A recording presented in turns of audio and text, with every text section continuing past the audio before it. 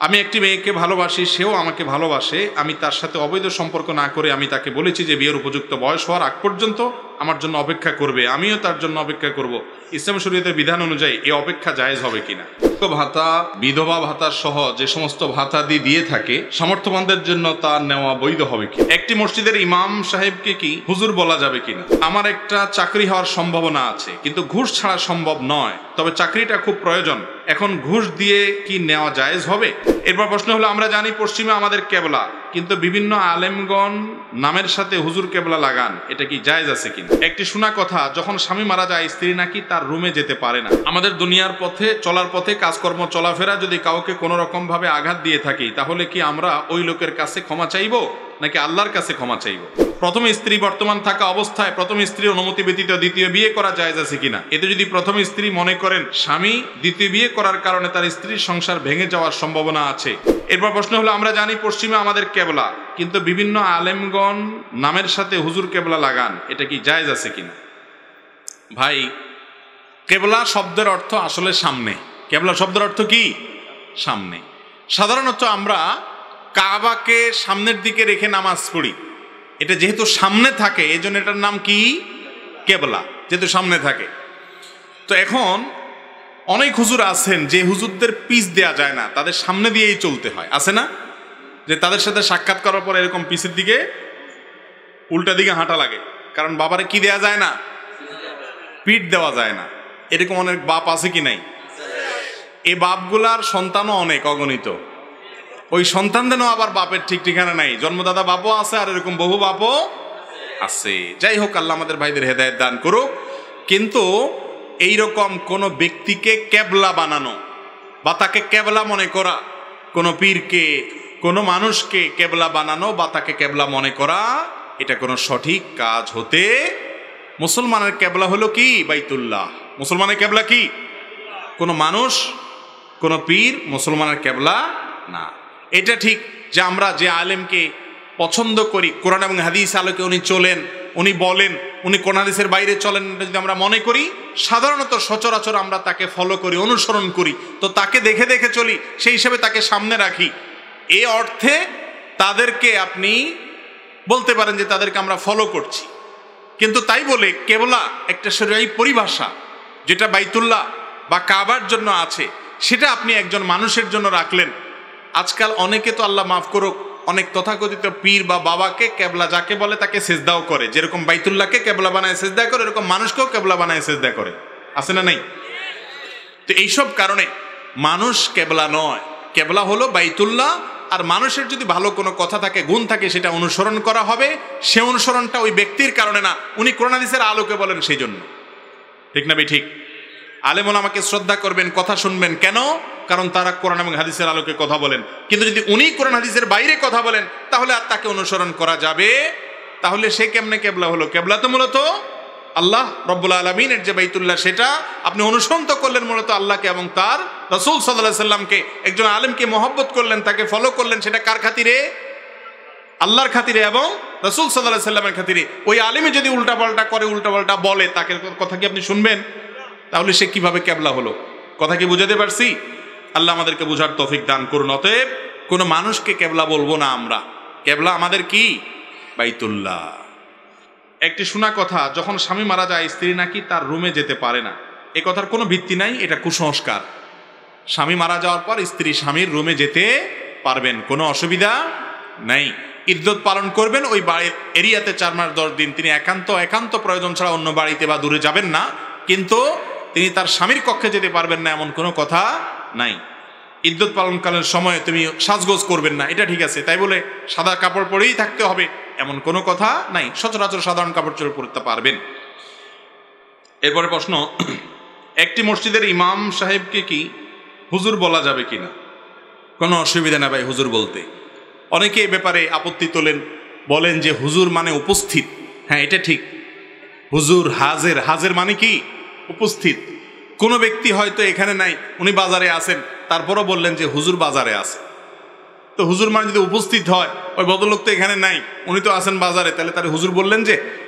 এই যুক্তি দিয়ে অনেকে বলে হুজুর বলা ঠিক না। দেখেন, হুজুর শব্দের অর্থ বা হুজুর শব্দের মূল ধাতুর অর্থ যে উপস্থিত, এটা আপনারা কয়জন মানুষ জানতেন? আপনারা সবাই হুজুর বলে কি বুঝান? মানে একজন আলেম মানুষ, একজন কোরআন হাদিসের ইলমধারী মানুষ, একজন ইসলাম প্র্যাকটিস করেন এবং কোরআন হাদিসে চলার চেষ্টা করেন এমন একজন মানুষ, ঠিক না বেঠিক? আর ইন্নামাল আমালু বিন্নিয়াত, কোন শব্দ দিয়ে মানুষ কি বুঝায় সেটাই উদ্দেশ্য। আল ইবরাতু বিল মাআনি, শব্দের অর্থ কি আপনি নিচ্ছেন সেটাই হলো মূল। বিধায় হুজুর বলতে আমরা সাধারণত জনাব, সম্মানিত, এরকম কোনো অর্থে আমরা হুজুর শব্দ বলে থাকি, আলেমন আমাদের জন্য বলে থাকি, কোনো অসুবিধা নেই। এটার ওই অর্থ নিয়ে কেউ বলে না। সারা বাংলাদেশে একজন মানুষও পাওয়া যাবে না যে মানুষটা এই নিয়তে বলে যে আমার মসজিদের ইমাম সাহেব, উনি যদিও আরেক জেলায় চলে গেছেন, ওনার গ্রামের বাড়ি চলে গেছেন ছুটিতে, তারপরও উনি এখানে উপস্থিত আছেন, এরকম কেউ মনে করে? তাহলে অনুপস্থিত ব্যক্তিকে হুজুর বললে শিরক হয়ে যাবে, ঈমান নষ্ট হয়ে যাবে, এটা কোনো সঠিক কথা নয়। আর এরাবিয়ানরা সাধারণত আলেম ওলামাদেরকে বা সম্মানিত মানুষদেরকে শায়েখ বলেন। কি বলেন? শায়েখ বলেন। শায়েখ শব্দের অনেক অর্থের মধ্যে একটা হলো বৃদ্ধ, বুড়া, অথচ এটা জোয়ান জোয়ান মানুষরা কি বলে? শায়েখ বলে। তো ওই অর্থে তো বলে না, ওই অর্থে তো অর্থ হলো সম্মানিত, এটা বোঝানো। ঠিক একইভাবে হুজুর মানে কি উপস্থিত না অনুপস্থিত, যিনি বলেন তিনিও ওই অর্থের দিক খেয়াল করে বলেন না, তার উদ্দেশ্য হলো সম্মান দিয়ে কথা বলা। বিধায় এলাকার আলেম ওলামাদেরকে হুজুর বলাতে অসুবিধা নাই ইনশাআল্লাহ। এরপরে প্রশ্ন হলো, আমার একটা চাকরি হওয়ার সম্ভাবনা আছে কিন্তু ঘুষ ছাড়া সম্ভব নয়, তবে চাকরিটা খুব প্রয়োজন, এখন ঘুষ দিয়ে কি নেওয়া জায়েজ হবে? দেখেন, ঘুষ নেওয়া সর্বাবস্থায় হারাম। ঘুষ নেওয়া সর্বাবস্থায়, ঘুষ খাওয়াটা সর্বাবস্থায় হারাম, কিন্তু ঘুষ দেওয়াটা ওই ব্যক্তির জন্য জায়েজ যে ব্যক্তি ঘুষ না দিলে তার ন্যায্য অধিকার থেকে বঞ্চিত হবে। আপনি যেখানে যান চাকরির জন্য চেষ্টা করবেন, ঘুষ ছাড়া চাকরি হবে না। আপনি বাধ্য হয়ে ঘুষ দিছেন কারণ এছাড়া হচ্ছে না, আপনি উপযুক্ত তাও আপনাকে নেওয়া হচ্ছে না, তাহলে আপনি বাধ্য হয়ে দিছেন। তো বাধ্য হয়ে যদি দেন, নিরুপায় হয়ে যদি দেন, তাহলে সেটা কি আছে? জায়েজ।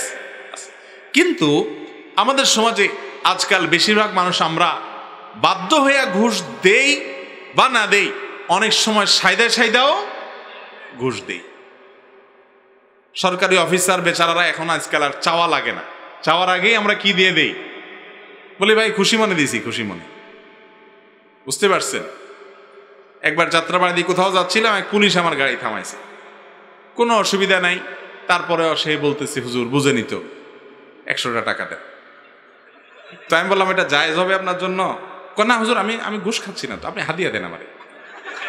সে আমারে মাসালা শিখাইতেছে, আমি তারে হাদিয়া দিতাম, তাহলে তার জন্য জায়েজ হবে। তো আল্লাহর অনেক বান্দা আছেন এরকম, আবার অনেক মানুষ আছে যে পুলিশ বেচারা ঘুষ চাওয়াও লাগে না, বরং উল্টা সাইদা দেয়। বিশেষ করে অবৈধ সুবিধা নেওয়ার জন্য ঘুষ, ড্রাইভিং লাইসেন্স পাইতে এতদিন লাগবে, পাসপোর্ট পাইতে এতদিন লাগবে, আপনার দরকার আরো তাড়াতাড়ি, এই জন্য ঘুষ দেন। এই যে ওয়াজ মাহফিল, অনেক ওয়াজ মাহফিলের আয়োজক কমিটি আছে যে থানায় ঘুষ দিয়া পারমিশন আনে, আছে না নাই? তাহলে এতে কি সওয়াব হবে না গুনাহ হবে? গুনাহ হবে। আপনি যদি আল্লাহরে বলেন আল্লাহ তোমার কাজের জন্য তো 2 নম্বরই করছিলাম, মায়ের আরো ডবল পড়বে। আল্লাহ বলবে আকাম করছোস তো করছোস আবার আমার নাম দিয়া, ঠিক না ঠিক? অতএব এগুলো করা যাবে না। তবে হ্যাঁ, নিরুপায় অবস্থায় আছেন যে আপনার ন্যায্য অধিকার কিন্তু আপনাকে বঞ্চিত করা হচ্ছে, ঘুষ ছাড়া ফাইল ছাড়বে না, আপনি বাধ্য হয়েছেন, এখানে দিয়েছেন, আপনার গুনাহ হবে না ইনশাআল্লাহ। তবে ঘুষ ছাড়া যদি চাকরি না হয়, কেন চাকরি করতে হবে ভাই? উদ্যোক্তা হন, ব্যবসা শুরু করেন, ক্ষেত খামারে শুরু করেন। হারাম নিরুপায় হলে, হারাম দেয়া জায়েজ হলেও, ঘুষ দেওয়া জায়েজ হলেও আপনি যদি সেটাকে অ্যাভয়েড করতে পারেন আল্লাহর ভয়ে, যে না দরকারই নাই, আমি নিজে চেষ্টা করব, প্রাইভেট করব, অন্য কোনো চাকরি করব, উপার্জন একটু কম হোক, সুবিধা একটু কম হোক, তাহলে আপনি আল্লাহর কাছে এর জন্য কি পাবেন? সওয়াব পাবেন ইনশাআল্লাহ। এরপর প্রশ্ন হলো, কিছুদিন আগে আমার একটা কন্যা সন্তান জন্ম নিয়েছে, তার নাম হলো জিকরা। জিকরা অর্থ কি জানলে খুশি হব? জিকরা মানে হলো স্মরণ, অতএব মেয়ের নাম জিকরা হতে পারে, কোনো অসুবিধা নেই। মানে তাকে দেখলে আমার স্মরণ হয় বা তার কথা আমি পেছনে স্মরণ করি, অতএব এটা রাখা যেতে পারে। আমি একটি মেয়েকে ভালোবাসি, সেও আমাকে ভালোবাসে। আমি তার সাথে অবৈধ সম্পর্ক না করে আমি তাকে বলেছি যে বিয়ের উপযুক্ত বয়স হওয়ার আগ পর্যন্ত আমার জন্য অপেক্ষা করবে, আমিও তার জন্য অপেক্ষা করব। ইসলাম শরীয়তের বিধান অনুযায়ী এই অপেক্ষা জায়েজ হবে কিনা? ভাই, সবচেয়ে বড় কথা হলো এরকম কিছু নেক্সুরতের ধোঁকা আছে, বুঝছেন? নেক্সুরতের ধোঁকা বুঝেন? মানে ইবলিস বলে যে না, আমরা তেমন কিছু করব না, শুধু কি হবে, কথাবার্তা বলা বলি হয়ে যাবে মুখে মুখে, আমরা একজন অন্যজন অপেক্ষা করব। এটা নেক্সুরত ধোঁকা এই জন্য বলেছি, বেশিরভাগ এই রকম সম্পর্কগুলোও তলে তলে নানা রকমের জেনার বিভিন্ন আইটেম আছে। মনে মনে জেনা, বিভিন্নভাবে জেনা হয়, কল্পনার জেনা। এই জেনাগুলোতে মানুষ লিপ্ত হয়। আপনি যখন বিবাহের উপযুক্ত হবেন তখন মেয়ে খুঁজবেন, পাত্রী খুঁজবেন। আপনাকে 10 বছর আগে, 5 বছর আগে পাত্রী খুঁজে রাখতে কে বলছে? প্রত্যেকটা কাজের একটা কি আছে, সময় আছে। গাছে যদি কাঁঠাল থাকে, আপনারা গোপে তেল দিতে কে বলছে? কাঁঠাল এখনো পাকেই নেই, আপনি তেল দিয়ে বয়ে রয়েছেন, আরো 3 মাস পরে কাঁঠাল পাকবে। এটা কোনো বুদ্ধিমান মানুষের কাজ হতে পারে? ভাইরা আমার, হাসির কথা নয়। শয়তান আমাদের যুবক ভাইদেরকে বিভ্রান্ত করছে। মনে রাখবেন, বিয়ের একটা বয়স আছে, ওই বয়স আসা পর্যন্ত অপেক্ষা করবেন। আগে ভাগে এই সমস্ত সেটিং ফিটিং করা থেকে বেঁচে থাকবেন। ইবলিস আপনাদের কি বলে আমি জানি তো। ইবলিস আপনাদেরকে বলে, দেখ এইরকম মেয়ে আর পাবি না, আর এরে যদি মিস করস তোর জীবন পুরাই মিসা হয়ে যাবে। এরকম অনেক কথা যুবকদের ইবলিস বলে না? বিশ্বাস করেন, ইবলিসের চেয়ে বড় মিথ্যুক আল্লাহর জমিনে আর নাই।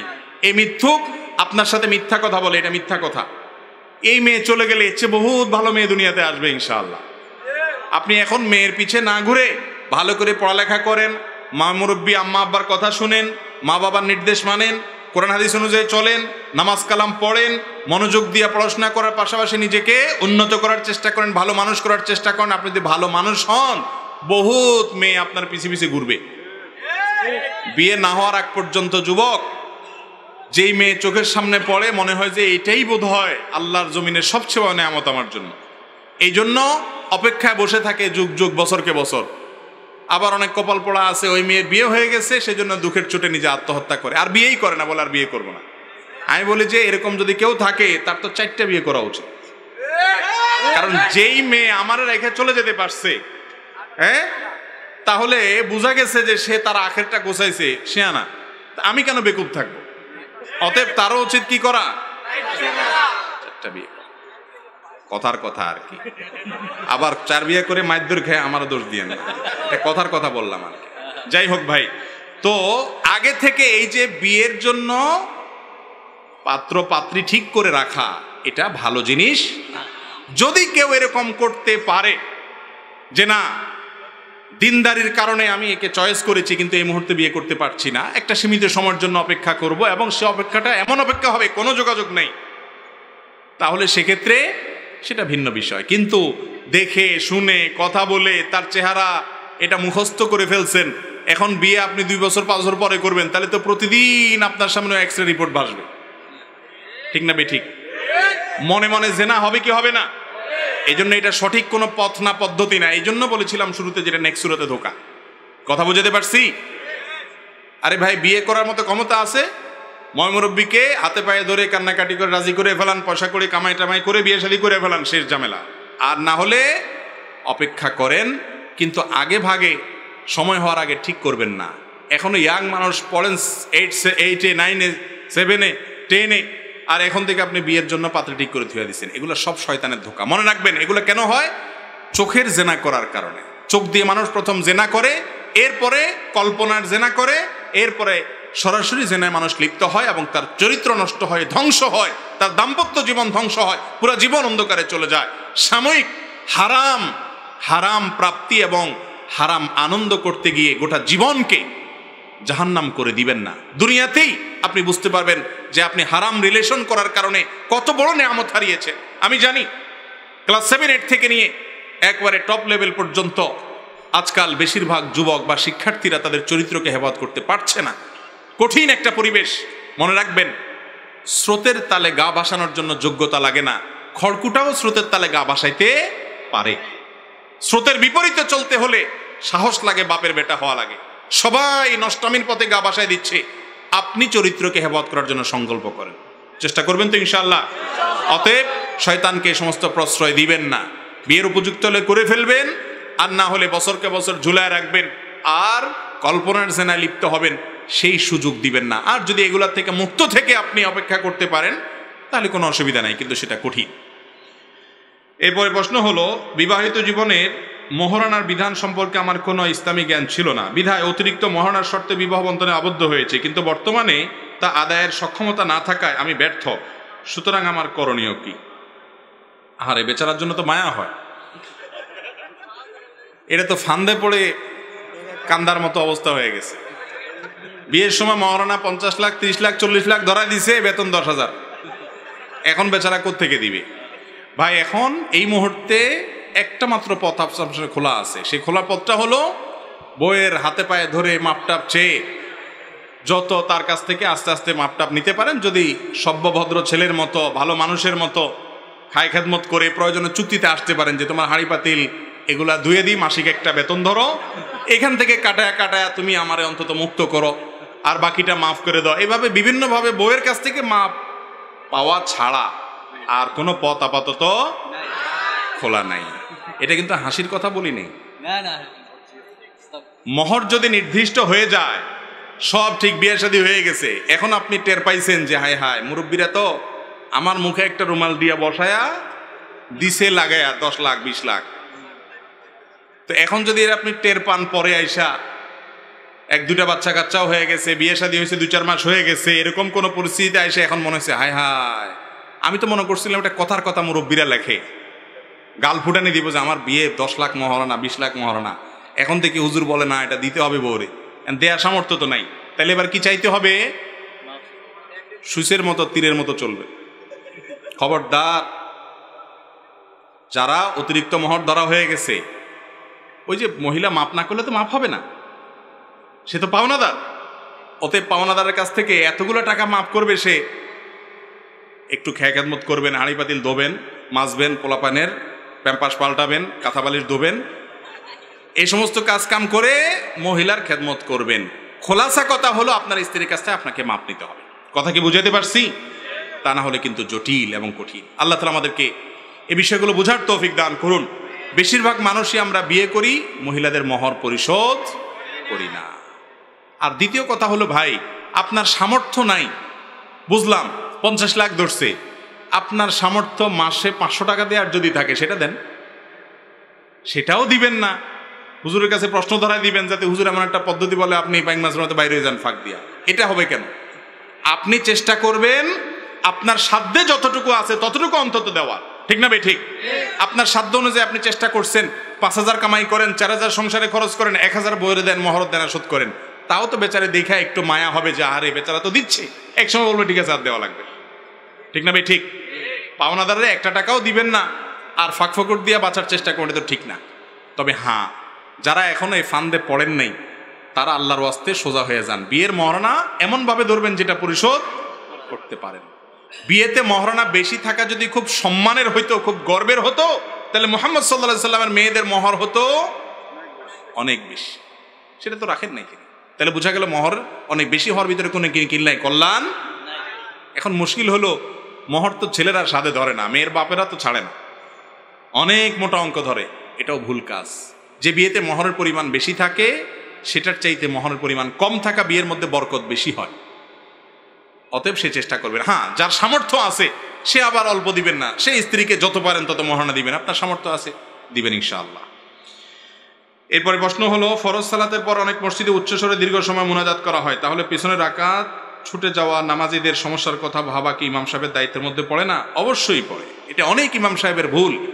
যে সমস্ত ইমাম সাহেবরা এই ভুলগুলা করেন, আপনারা মুক্তাদি সাহেবরা ওই সমস্ত ইমাম সাহেবদেরকে কোনো ভালো আলেমের কাছে নিয়ে যাবেন, বা তার সাথে ফোনে কথা বলাই দিবেন, বা ওনাকে দিয়ে বুঝাই দিবেন, বা ওনাকে বিনয়ের সাথে, ভদ্রতার সাথে, নম্রতার সাথে উপস্থাপন করবেন যে হুজুর আমি তো শুনেছি যে এইভাবে উচ্চস্বরে আপনি জোরে জোরে মুনাজাত করলে পেছনে যে 1 রাকাত 2 রাকাত ছুটে গেছে মাসবুক মুসল্লি আছে তাদের নামাজে যে ডিস্টার্ব হয়, এটা তো গুনাহের কথা, এটা তো জায়েজ নেই। অতএব এইরকম মুনাজাতের নামে মুসল্লিদের ডিস্টার্ব করা জায়েজ না, উচিত না। এরপর প্রশ্ন হলো, মহিলাদের সতর কতটুকু কোরআন ও হাদিসের আলোকে জানালে উপকৃত হব? দেখুন, মহিলাদের সতর পরপুরুষের সামনে তারা তাদের পুরো শরীরকে ঢেকে রাখবে। আল্লাহ রাব্বুল আলামিন কোরআনে হাকিমে সূরা নূরে, সূরা আহজাবে মহিলাদের পর্দার বিধিবিধান বর্ণনা করেছেন। আল্লাহ রাব্বুল আলামিন ইরশাদ করেছেন যে, হে রাসূল, আপনি আপনার পরিবারের মেয়েদেরকে এবং মুসলিম নারীদেরকে বলে দিন, ইউদনিনা আলাইহিন্না মিন জালাবিবিহিন, তারা যেন তাদের মাথার উপরে কাপড়কে টেনে দেয়। আল্লাহ আরো বলেছেন, ওয়ালা ইউবদিনা যিনাতাহুন্না ইল্লা মা যাহারা মিনহা, মহিলারা যেন তাদের সৌন্দর্য প্রকাশ না করে। অন্য এক হাদিসে আসছেন নবী করিম সাল্লাল্লাহু আলাইহি ওয়াসাল্লাম বলেছেন, আল মারআতু আওরা, একজন নারী পুরাটাই কি আবৃত রাখার জন্য আল্লাহর পক্ষ থেকে নির্দেশিত, বিধায় তার সৌন্দর্য, তার পুরো শরীর, তার রূপ লাবণ্য এগুলোকে ঢেকে রাখতে হবে। এই ঢেকে রাখাটা এটা তার জন্য সম্মানের, এটা অসম্মানের না, যাতে করে বাজে চিন্তা কল্পনা কেউ করতে না পারে, এটা আত্মমর্যাদা থেকে তিনি করবেন। এরপর প্রশ্ন হলো, একটি শোনা কথা, যখন স্বামী মারা যায় স্ত্রী নাকি তার রুমে যেতে পারে না, এ কথার কোনো ভিত্তি নাই, এটা কুসংস্কার। স্বামী মারা যাওয়ার পর স্ত্রী স্বামীর রুমে যেতে পারবেন, কোনো অসুবিধা নাই। ইদ্যত পালন করবেন ওই বাড়ির এরিয়াতে 4 মাস 10 দিন, তিনি একান্ত প্রয়োজন ছাড়া অন্য বাড়িতে বা দূরে যাবেন না, কিন্তু তিনি তার স্বামীর কক্ষে যেতে পারবেন না এমন কোনো কথা নাই। ইদ্যত পালনকালের সময় তুমি সাজগোজ করবেন না, এটা ঠিক আছে, তাই বলে সাদা কাপড় পরেই থাকতে হবে এমন কোনো কথা নাই। সচরাচর সাধারণ কাপড় চোপড় পরতে পারবেন।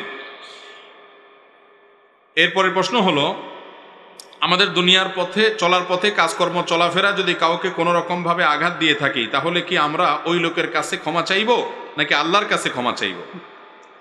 যদি কাউকে আপনি কষ্ট দিয়ে থাকেন, আঘাত দিয়ে থাকেন, গায়ে জোর ছিল, একটা গালি দিছেন, ধমক দিছেন, গায়ে একটা আঘাত করছেন, তাহলে আল্লাহর কাছে মাপ চাইলে হবে না। আল্লাহর কাছে তো মাপ চাইতেই হবে, কারণ আল্লাহর হুকুম লঙ্ঘন করেছেন। কিন্তু এর পাশাপাশি ওই লোক যদি জীবিত থাকে আর তার কাছ থেকে মাপ চাইতে পারেন, অবশ্যই তার কাছ থেকে কি চাইতে হবে? মাপ চাইতে হবে।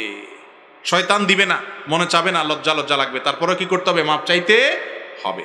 আল্লাহ তাআলা আমাদেরকে এটা বুঝার তৌফিক দান করুন।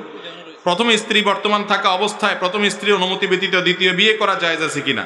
এতে যদি প্রথম স্ত্রী মনে করেন স্বামী দ্বিতীয় বিয়ে করার কারণে তার স্ত্রীর সংসার ভেঙে যাওয়ার সম্ভাবনা আছে, দেখুন, এটা তো ঠিক যে ইসলাম একজন পুরুষকে একাধিক স্ত্রী রাখার অনুমতি দিয়েছে, একাধিক মেয়েকে, মহিলাকে বিয়ে করার অনুমতি দিয়েছে, কিন্তু তার শর্ত আছে। শর্ত কি? শর্ত হলো, আল্লাহ রাব্বুল আলামিন বলেছেন যে ফাইন খিফতুম আল্লাহ তা'দিলু ফাওয়াহিদা, একাধিক স্ত্রী তার থাকলে তাদের মধ্যে সমতা রাখতে পারবে, এই শক্তি, এই মনোবল যদি থাকে যে আমি কারোর প্রতি বেইনসাফি করব না, জুলুম করব না, ইনসাফ এবং সমতা বজায় রাখতে পারবো, এই কনফিডেন্ট থাকলে, আত্মবিশ্বাস থাকলে, তার জন্য একাধিক বিয়ে জায়েজ আছে। আর যার বিয়ে একটা করার পর, দুইটা করার পর নতুন বউর দিকে ঝুঁকে যাবে, পুরানটাকে ভুলে যাবে, তার প্রতি সমতা বজায় রাখতে পারবে না, এরকম ভয় হয়, তার জন্য একাধিক বিয়ে করা কি নেই? জায়েজ নাই। এখন যদি আপনার মনে হয় যে বিয়ে আরেকটা করলে আপনার আগের সংসারে টিকবে না, আপনি তার প্রতি জুলুম করবেন, তার ভরণ পোষণ দিবেন না, তাহলে সেক্ষেত্রে আপনার জন্য দ্বিতীয় বিয়ে করা জায়েজ। কথা বুঝতে পারছেন? এক্ষেত্রে আমাদের মা বোনদেরও মানসিকতা থাকা উচিত আল্লাহর সামনে নিজেকে সমর্পণ করা। কঠিন একটা বিষয়, আমাদের মনে যা চাইবে সেটা শুধু আল্লাহর নির্দেশ মানবো, যেটা আমার মনে বুঝে আসবে না বা চাইবে না সেক্ষেত্রে আল্লাহর নির্দেশ মানবো না বা আল্লাহর বিধানকে অস্বীকার করব, তাহলে আমি ইমানদার হতে পারলাম না। অতএব এক্ষেত্রে মা বোনদের মধ্যেও সহনশীল মানসিকতা থাকা উচিত। অনেক মহিলারা আছে, স্বামী বিয়ে করেছেন সেজন্য তিনি ওই সংসারই আর করবেন না, ব্যাস। আবার অনেক বউ বলে দেয় যে আমার চেহারা আর দেখবে না তুমি, শেষ, আমি নাই, মানে আত্মহত্যা করে ফেল। এটা হলো বোকামি, এর চেয়ে বড় বোকামি আর কিছু হতে পারে না, কারণ মুসলমান কখনো আত্মহত্যা করতে পারে না। আর তাছাড়া এই যে সহনশীলতার মানসিকতা, এটা রাখা উচিত, এটা মা বোনদের মধ্যে এতটুকু সবর থাকা উচিত। কিন্তু পুরুষরা মনে চাইলো আর দ্বিতীয় বিয়ে করবেন, এত সহজ না। ইনসাফ করার কনফিডেন্ট না থাকলে আপনার জন্য দ্বিতীয় বিয়ে করা উচিত না। বর্তমানে আমাদের সমাজের অধিকাংশ চুল দাড়ি পাকা মুরব্বী এখানে সেখানে দোকানপাটে বসে অন্যের সমালোচনা নিয়েই ব্যস্ত থাকে, এ ব্যাপারে কোরআন হাদিসের ব্যাখ্যা কি? দেখুন, একটু আগে আমরা বলেছি দোকানপাটে আড্ডা দেওয়া মুরব্বী চাচারা, এটা একটা বড় ধরনের বদ অভ্যাস। বিশেষ করে অযথা ঘন্টাকে ঘন্টা, অনেক মুরব্বী আছে সকাল থেকে বিকাল পর্যন্ত দোকানেই বসে থাকে, বিশেষ করে গ্রামাঞ্চলে এই জিনিসটা আছে না নাই? ভাইরা আমার, এটা ভালো কথা নয়। ডক্টর খন্দকার আব্দুল্লাহ জাহির রাহমাহুল্লাহ বলেছিলেন যে চা দোকানে বসে বসে আড্ডা দেওয়ার চাইতে আপনি যদি একটা আইসক্রিম কিনে নিয়ে ওই আপনার স্ত্রীকে নিয়ে বসে খান এবং বসে গল্প করেন, আড্ডা করেন এবং তার সাথে বসে সময় কাটান, তাহলে সেক্ষেত্রে ওইটার কারণে আপনার সওয়াব হবে। কারণ স্ত্রীর সাথে সদাচরণ করা, সুন্দর ব্যবহার করা, সুন্দরভাবে তার সাথে আপনার দাম্পত্য জীবন কাটানো, এটা সওয়াবের কাজ। আল্লাহ নির্দেশ ওয়াশিরহুন্না বিল মারুফ, ওইটা করলে আমল হবে, ইবাদত হবে। চা দোকানে সারা জীবন বসে আপনি এই পান চাবাইতে চাবাইতে, চা খাইতে খাইতে দুনিয়ার বকা জকা, রাজনৈতিক আলোচনা, যা বুঝেন তাও বলেন, যা বুঝেন না তাও বলেন, এবং ওপেন টকশো, আমি এটারে বলি কি ওপেন টকশো। টেলিভিশনগুলোতে টকশো হয় 1 ঘন্টার জন্য, আধা ঘন্টার জন্য, বুদ্ধিজীবীরা আসে, গল্প স্বল্প করে, বক্তব্য দেয়, আমাদেরকে অনেক কথা বোঝায়। আর এই চায়ের দোকানগুলো হলো ওপেন টকশো, এখানে বুদ্ধিজীবীর কোনো অভাব নাই এবং সীমা রেখা নাই। সকাল 8টা দোকানদার খোলে, কথার কথা রাত 9টা পর্যন্ত বন্ধ করে। এই সকাল 8টা থেকে রাত 9টা পর্যন্ত অনবরত টকশো চলে। কোনো টেলিভিশনে এত সময় টকশো চলে? এই টকশোতে তারা দেশের রাজনীতি, অর্থনীতি নিয়ে একের পরে আলাপ করতে থাকে। এক মুরব্বী বলে চলে যায়, আরেক মুরব্বী আসে, আর দোকানদার স্পিকারের ভূমিকা পালন করে। ঠিক না বে ঠিক? ভাইরা আমার, এই অযথা কাজ, এটার জন্য আল্লাহর কাছে হিসাব দিতে হবে। চাচারা, অযথা বসে বসে আড্ডা মেরে মেরে সময় নষ্ট করবেন, আল্লাহর কাছে হিসাব দিতে হবে। সময় কাটানোর জন্য বেদরকারি কথা না বলে, গীবত শিকায়েত না করে, অপ্রয়োজনীয় কথা না বলে সময় কাটান, কিন্তু সারাদিন ধরে আড্ডা দিবেন না আল্লাহর ওয়াস্তে। একান্তে স্ত্রী বেঁচে থাকলে তাকে সময় দেন, আপনারা নিজে কাজ কাম করেন। যে মুশকিল হলো আমাদের দেশে, বললাম না, মুরব্বীরা 2-1টা ছেলে বিদেশ পাঠাতে পারলে, 1-2টা ছেলে কামাই শুরু করলে, শরীরে ক্ষমতা থাকলেও আর কাজ করে না। আর ছেলেরাও আরেক বোকা, বলে না না আপনি কোনো কাজ করবেন না, আমাদের কি পয়সার অভাব আছে, আপনি কাজ কেন করবেন? ভাই, পয়সার জন্য শুধু কাজ করবে নাকি? কাজ তো এমনিই করবে, খেতে খামারে বিভিন্ন জায়গাতে। অতএব সেটা করলে আর এই গল্প আড্ডা আসতো না। আল্লাহ তাআলা আমাদেরকে বোঝার তৌফিক দান করুন। ভাতা, বিধবা ভাতা সহ যে সমস্ত ভাতা দিয়ে থাকে, সামর্থ্যবানদের জন্য তা নেওয়া বৈধ হবে। প্রথম কথা হলো, সরকারের তরফ থেকে বা রাষ্ট্রের তরফ থেকে যদি কোনো ভাতা দেয়া হয় কোনো নাগরিককে, কোনো সুযোগ সুবিধা দেয়া হয় বিশেষ কোনো কারণে, তাহলে সেটা নেওয়া কোনো নাজায়েজ বা গুনাহের বিষয় না, সেটা সম্পূর্ণ হালাল হবে ইনশাআল্লাহ। তবে শর্ত হলো, যেই শর্ত দেয়া হবে সেই শর্তগুলো পূরণ করতে হবে। বিধবা ভাতা নিচ্ছেন মেম্বার সাহেবের স্ত্রী, কথার কথা, মেম্বার সাহেবের বউ কি নিচ্ছেন? বিধবা ভাতা নিচ্ছেন। এটা কি ঠিক হলো না বেঠিক হলো? মেম্বার সাহেব বেঁচে আছেন, মেম্বার সাহেবের স্ত্রী মানে মারা গেছে না। মেম্বার সাহেব নিজেই বাউ করছেন, বিধবা ভাতার ব্যবস্থা করে দিছেন। কাকে? নিজের বউকে। তাহলে এটা কি সত্য হলো না মিথ্যা হলো? এর চেয়ে বড় মিথ্যা আছে আল্লাহর জমিনে? স্পষ্ট মিথ্যা। তো এরকম মিথ্যা কথা বলে যদি কেউ ভাতা নেয়, সুযোগ সুবিধা নেয়, সেটা কি হবে না জায়েজ? আপনার পরিচিত লোকজন আছে, চেয়ারম্যান সাহেবের সাথে দোস্তি আছে, কমিশনার সাহেবের সাথে সম্পর্ক আছে, মেম্বার সাহেব আপনার দুলাভাই লাগে, এই জন্য ওই চান্সে যদি আপনি এই সমস্ত অন্যায় সুবিধা নেন, তাহলে সেক্ষেত্রে এগুলো নেওয়া কি হবে? হারাম হবে। ফরমে যেই তথ্য দেওয়ার কথা আছে সেখানে মিথ্যা তথ্য দিয়ে যদি আপনি নেন, তাহলে সেটা আপনার জন্য জায়েজ হবে না। আর যদি যে শর্ত দেওয়া আছে তার সবগুলো আপনার মধ্যে থাকে, সেই হিসাবে আপনি আবেদন করে পান, তাহলে সেটা নেওয়াতে কোনো অসুবিধা নাই। এখন শারীরিক সামর্থ্য আছে, সামর্থ্যবান মানুষ, গায়ে গতরে শক্তিশালী, কাজ করে খেতে পারে, তিনিও কি বয়স্ক ভাতা পেতে পারেন কিনা? তো এর উত্তর হলো, বয়স্ক ভাতা দেওয়ার জন্য কি কি শর্ত আছে এটা দেখতে হবে। সেই শর্তগুলো যদি থাকে, তাহলে তিনি সেগুলো পূরণ করার কারণে তিনি পেতেই পারেন। যিনি দিচ্ছেন, তিনি যে শর্তগুলোর ভিত্তিতে দিচ্ছেন, সেই শর্তগুলো এনশিওর করলে বা সেগুলো পাওয়া গেলে তার জন্য এটা গ্রহণ করা কি হবে? জায়েজ হবে। তবে আল্লাহ রাব্বুল আলামিন যাকে শারীরিকভাবে শক্তি সামর্থ্য দিয়েছেন, অবশ্যই তার উচিত এবং কর্তব্য হলো নিজে পরিশ্রম করা। আমাদের দেশে একটু বয়স হয়ে গেলে, বিশেষ করে এই যে কুমিল্লা, ফেনী, নোয়াখালী, ব্রাহ্মণবাড়িয়া এই অঞ্চলে একটু প্রবাসে মানুষ বেশি থাকে, তাই না? এই সমস্ত অঞ্চলগুলোতে একটা রোগ দেখা যায়, অন্যান্য অঞ্চলেও আছে। সেটা হলো যে 2-4টা ছেলেকে যদি বিদেশ পাঠানো যায়, তো চাচা মিয়া বয়স 45-50, একেবারে শক্ত তাগড়া, এখনো যুবকের মতো মাশাআল্লাহ, তারপরেও চায়ের দোকানে ঠ্যাঙের উপরে ঠ্যাং বসায় উঠায় বসে শুধু খায়, কোনো কাজ করতে।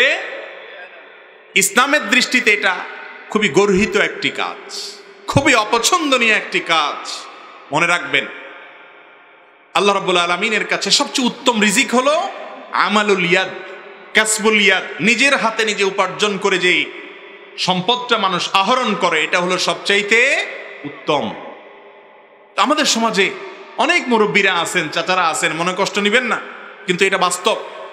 ছেলেটারে বিদেশ পাঠায় দিয়েছেন, বেচারা ওখান থেকে রিয়াল পাঠায়, ডলার পাঠায়, দিনার দেরহাম পাঠায়, আর আপনি বসে বসে বাড়িতে মোচে তাও দিয়া খান। কাজ কাম যা করতেন তাও করা বন্ধ করে দিয়েছেন। ক্ষেত খামার একটু করতেন, শক্তিও আছে শরীরে, এখন আর করেন না, কারণ ছেলে বিদেশ থাকে। এই রোগটা আমাদের মধ্যে আছে না নাই?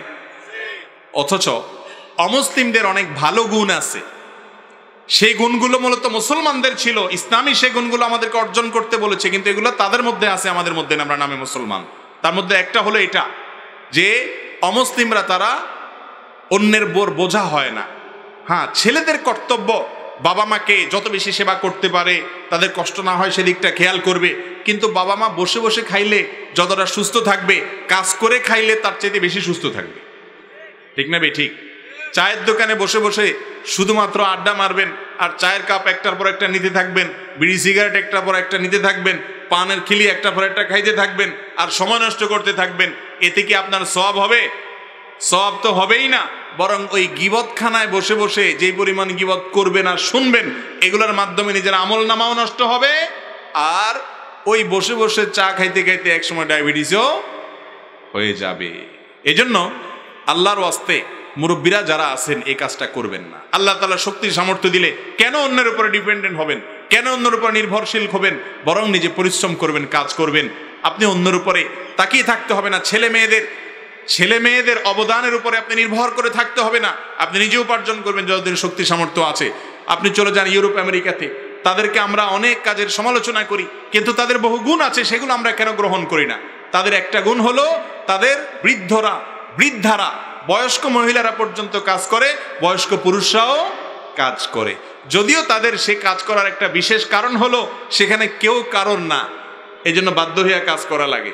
ছেলে মেয়েরা যখন প্রাপ্তবয়স্ক হয়ে যায়, ইয়ানফসি সবাই যার যার ধান্দা আছে, কে কার খোঁজ খবর নেয়। বেশিরভাগই এটা তাদের কালচার। আমাদের কালচারটা সেরকম নয়। তারপরেও নিঃসন্দেহে যতক্ষণ শক্তি সামর্থ্য আছে কাজ করা ভালো। এজন্য কোনো মানুষ বয়স্ক ভাতা নেওয়ার সুযোগ আছে, কিন্তু তার শরীরে সক্ষমতাও আছে, তিনি চাইলে ব্যবসা বাণিজ্য কাজকর্ম ক্ষেত খামার করতে পারেন।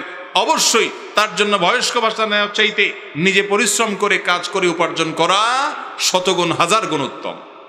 ঠিক না বে ঠিক? কিন্তু না, আমরা অলস হইতে পছন্দ করি। মুসলমান কখনো কি হতে পারে না অলস হতে? আমার নবী করিম সাল্লাল্লাহু আলাইহি সাল্লাম দোয়া করতেন, আল্লাহুম্মা ইন্নী আউযু বিকা মিনাল আজজি ওয়াল কাসাল। আল্লাহ, আপনার কাছে আমি আশ্রয় চাই অক্ষমতা থেকে, আপনার কাছে আমি আশ্রয় চাই অলসতা থেকে। অতএব আমরা অলস হব না, কর্মঠ হব ইনশাআল্লাহ। মুরব্বী চাচারা তো বটেই, এমনকি জোয়ান মানুষ যারা আছেন, অনেক যুবক আছে, বড় ভাই আমেরিকায় থাকে, মেজো ভাই কানাডা থাকে, আরেক ভাই উনি দুবাই থাকেন, সৌদি আরব থাকেন, মাসে মাসে ডলার রিয়াল দিনার দেরহাম আসতে থাকে, সেও আর কাজ করে না, টং টং করে ঘুরে আছে না নাই? কোনো কাজ করতে চায় না, চশমা গ্লাস একটার পর একটা চেঞ্জ করে, মোবাইল সেট একবার কাছ থেকে একটা আবদার করে। আরে যুবক, নিজের হাতে উপার্জন করে পরিশ্রম করে কামাই করার মধ্যে এক ধরনের আনন্দ আছে, তৃপ্তি আছে, আরেকজনটার ভিতরে সেটা নাই। আর ইসলাম কখনো আমাদেরকে এই অলস জীবন কাটাতে বলে না। ফাইদা কুদিয়াতিস সালাহ ফান্তাশিরু ফিল আরদ ওয়াবতাগু মিন ফাদলিল্লাহ। আল্লাহ বলেছেন, যখন নামাজ শেষ হয়ে যায় মসজিদে, বের হয়ে পড়ো। বের হয়ে কোথায় যাও? চা দোকানে। আমরা কোথায় যাই? নামাজ শেষ করে চাচা মিয়া কোথায় যায়? চা দোকানে। আল্লাহ কি বলতেছেন? ওয়াবতাগু মিন ফাদলিল্লাহ। ক্ষেত খামারে চলে যাও, দোকানে চলে যাও। চা দোকানে কাজ থাকলে যাইয়েন, সেটা আবার যাওয়া নিষেধ না, কিন্তু ঘুরে ফিরে শুধুমাত্র ওই এক জায়গায় আর কোনো কাজ করেন না, এটা ভালো জিনিস না। অতএব সবাই কর্মঠ হবো ইনশাআল্লাহ।